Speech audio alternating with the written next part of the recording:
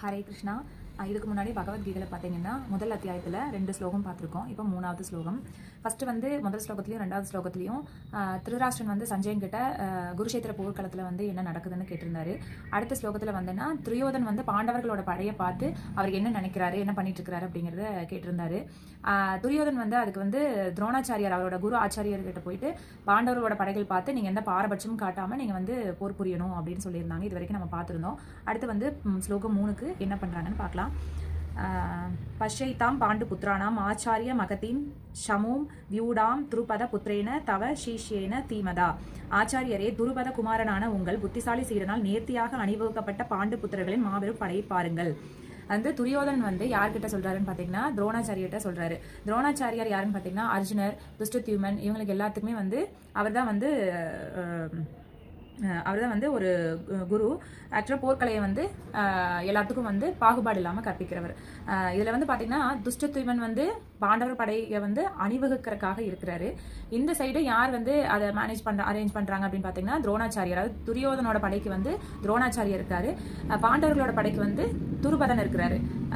துஷ்டத்யுமன் இருக்கிறாரு. துஷ்டத்யுமனோட அப்பா யாருன்னு பார்த்தீங்கன்னா துருபதன் வேல்வித்தியில வந்தவங்க தான் துஷ்டத்யுமனும் திரௌபதியும் 2 பேரும் வந்து வேல்வித்தியில வந்தவங்க.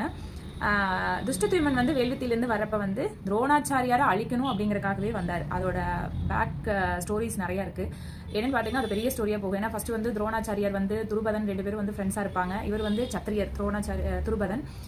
இவர் துரோணாச்சாரியார் வந்து ஒரு குரு. இப்படி இருக்கிறப்ப வந்து நண்பர்களா இருப்பாங்க. அதுக்கப்புறம் வந்து ஒரு விரோதிகளா ஆயிடுவாங்க. அது ஒரு தனியான ஒரு கதை போகும்.